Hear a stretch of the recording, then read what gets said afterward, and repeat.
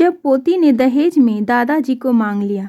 पूजा school से जैसे ही घर वापस लौटी तो वह देखती है कि उसके दादाजी रामदयाल अपना बैग पैक कर रहे थे। पूजा ने अपने दादाजी से पूछा कि दादाजी आप कहाँ जा रहे हैं। दादाजी ने बताया कि बेटी मैं गांव जा रहा हूं और बहुत जल्द ही वापस आ जाऊंगा। लेकिन जब उसने अपने मम्मी पापा से सुना कि दादाजी गांव नहीं बल्कि वृद्धा आश्रम जा रहे हैं तो पूजा अपने दादाजी के पास जाकर उनको जोर से पकड़ लेती है और जोर जोर से रोने लगती है। उसके दादाजी भी अपनी पोती को छोड़कर नहीं जाना चाहते थे, लेकिन वह चाहते थे कि उनके लिए उनके बेटे और बहू के आपसी रिश्ते खराब नहीं हो। रोज रोज की लड़ाई झगड़े से तंग आ गए थे। उन्होंने अपने आप को वृद्ध आश्रम में जाना ही उचित समझा। रामदयाल जी के बेटे और बहू दोनों डॉक्टर थे। इस वजह से उनका ज़्यादातर टाइम घर के बाहर ही बीतता था और दोनों का टाइम टेबल भी अलग अलग होता था। दोनों अपने प्रोफेशनल में इतने बिजी हो गए थे कि उनको अपने पिताजी की जिम्मेदारी अपने तरक्की में रोड़ा अटकने जैसे लगने लगी थी। पूजा हर सप्ताह अपने दादाजी से मिलने वृद्धा आश्रम जरूर जाती थी। पूजा के दादाजी को वृद्धा आश्रम में रहते हुए 1 साल से भी ज़्यादा हो चुका था। इधर पूजा 10th में 97% से पास हो गई थी।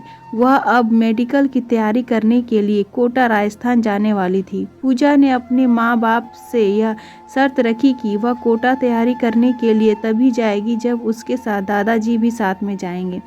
पूजा के माँ बाप ने बहुत समझाया मगर पूजा नहीं मानी। रमन और दिव्या को अपनी बेटी के जिद के आगे झुकना ही पड़ा। अब रामदयाल जी अपनी पोती के साथ कोटा में रहने लगे। पढ़ाई के साथ साथ पूजा अपने दादाजी का भी ख्याल रखती थी और रोजाना शाम को दादाजी के पैरों में मालिश जरूर करती थी। रामदयाल जी अपनी पोती को देखकर गर्व से भर जाते थे कि भगवान अगर किसी को बेटी दे तो पूजा जैसी। समय अपनी गति से चलता रहा और 5 साल कब बीत गया पता ही नहीं चला। अब पूजा डॉक्टर बन गई थी, लेकिन वह अपने दादाजी को अपने साथ ही रखती थी। पूजा दिल्ली के जिस हॉस्पिटल में डॉक्टर थी उसी हॉस्पिटल में दीपेश नाम का एक डॉक्टर था जो पूजा से बेहद प्यार करता था। एक दिन दीपेश ने पूजा से शादी के लिए बोला, लेकिन पूजा ने दीपेश से कहा अगर तुम मुझसे शादी करना चाहते हो तुम्हें मेरा एक शर्त स्वीकार करनी पड़ेगी। दीपेश ने कहा पूजा तुम अपनी शर्त को बताओ। पूजा ने कहा दीपेश मैं अपने साथ अपने दादाजी को रखती हूँ और मैं चाहती हूँ कि शादी के बाद भी दादाजी हमारे साथ ही रहें। मैं इनसे अलग नहीं रह सकती हूँ। अगर तुम तैयार हो तो मैं तुमसे शादी करने के लिए तैयार हूँ। दीपेश ने कहा यह तो बहुत अच्छी बात है। इससे यह पता चलता है कि तुम्हारे मन में बुजुर्गों के प्रति कितनी श्रद्धा है। तुम्हारे जैसी लड़की को कौन लड़का नहीं अपनाना चाहेगा। फिर कुछ दिन के बाद दीपेश और पूजा की शादी हो गई। पूजा विदाई के समय अपने दादाजी को भी अपने गाड़ी में बैठाने लगी।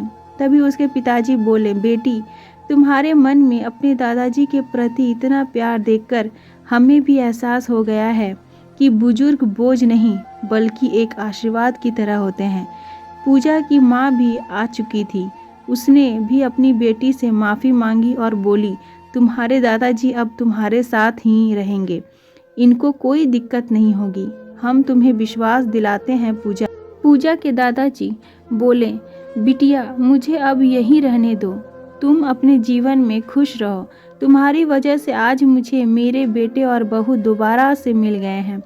वहाँ जितने भी लोग खड़े थे सब लोग पूजा पर गर्व महसूस कर रहे थे और सबसे ज़्यादा खुशी तो पूजा के सास ससुर थे जो इतनी अच्छी संस्कारी बहू अपने घर ले जा रहे थे।